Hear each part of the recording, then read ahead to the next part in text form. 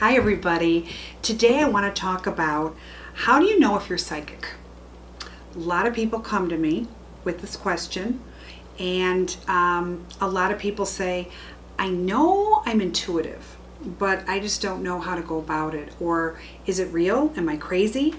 And the first thing I always say is, first of all, intuitive people suffer from anxiety, and it does go hand in hand because you do feel on higher levels than most people.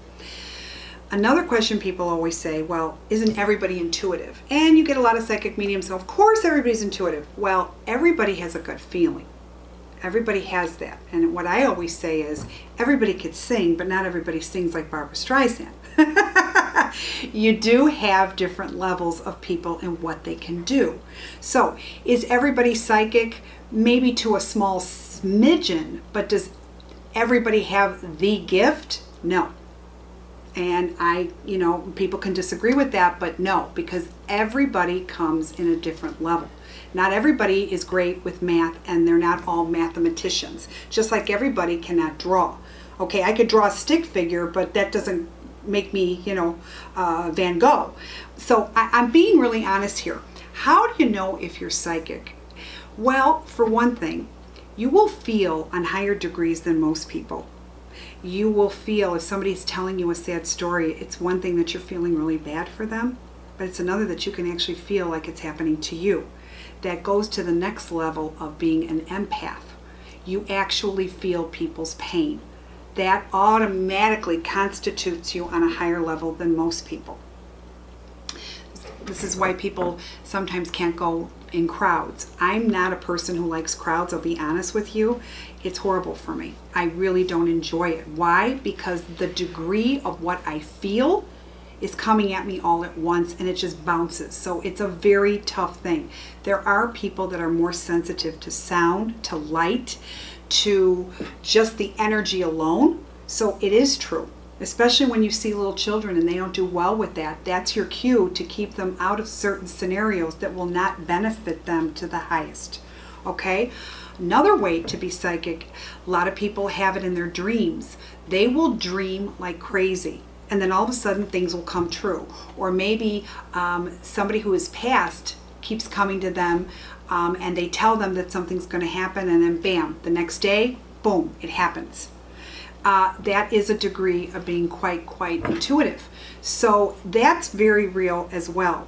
Sometimes people will be driving and they will get a direct message out of the blue that you weren't even thinking of. That is a degree of being psychic.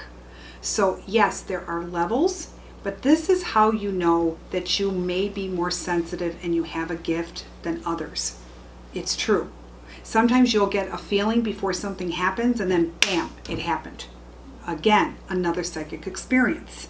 So universe is choosing you for whatever reason, and I can't answer that. Nobody really can, but it does gravitate to you.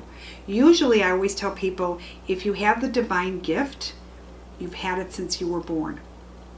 I always say all children can see spirit. They really do. It usually disappears by the age of 6 or 7. Now, the children that continue to have it most likely will have it throughout their life. Okay? So that's another way that you can pretty much tell, even with your own children. This is why sometimes people get high degrees of anxiety, sometimes even suffer from depression.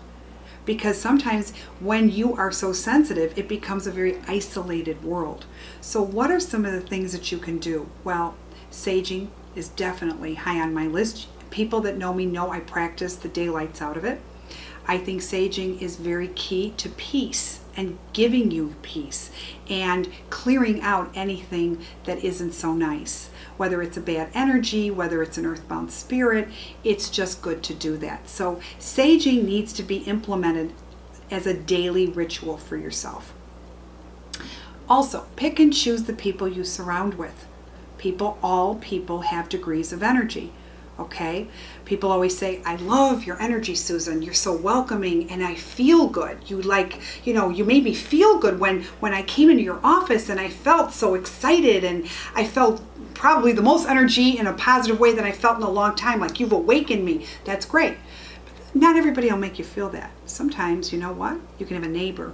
You can have a spouse, you can have a relative, maybe even your own mother, just is negative, sucks the life out of you. Those are the energy vampires, I call them. Limit your time to how much you can spend with them. Know your limits and your balances to how much you can take. And I know what you're going to say, but it's still my family, easier said than done. You know what? We have choices in everything.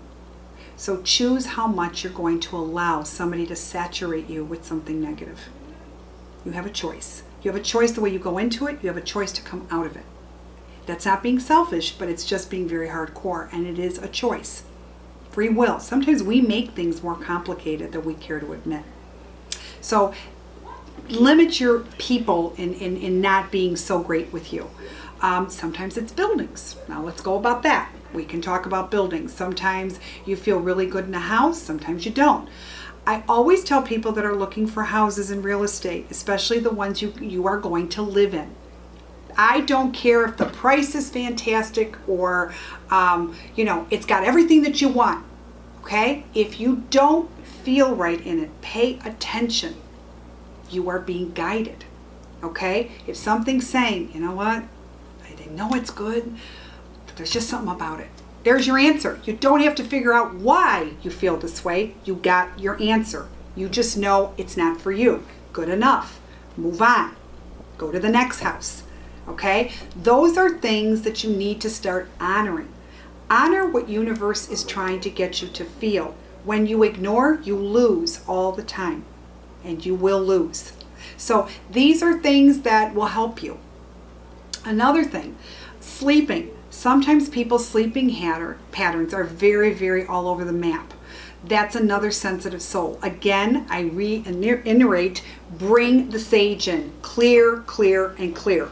When you sage, you should do every aspect of your home. You should sage across your bed, closets.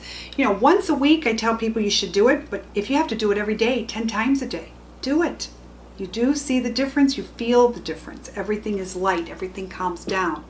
It just feels nice. So that's something that will help your sleeping, and it will help. Sometimes, and I tell people, there's always one or two in their family that's highly intuitive, and I can tell who it is. And I tell even the parents, when your son or your daughter or your husband says they don't like someone, and they may not know why, but they just know they don't like them, pay attention to it. They're right on the money. In time, they were right. You're going to see why. Sometimes when you get a feeling, don't try to micromanage it by trying to come up with a conclusive answer. It's maybe not the time for you to get that answer, but trust it. I always say universe is like scavengers. They want to see if you trust and you have faith in them, in the higher power. And if you do, they're going to send you the next clue. Okay? So remember that. Trust what universe is trying to give you without micromanaging what you think it should be. But the degree and sensitivity of how you know you're a psychic, when all of these things are happening, it's real. You're not crazy. And I'm a big person to say that. I'm a big advocate for people that go through life thinking, I know I'm just crazy, I'm all over the map. Well, that doesn't make you crazy. You just feel on higher levels and higher vibrations. Those vibrations, those levels are very real.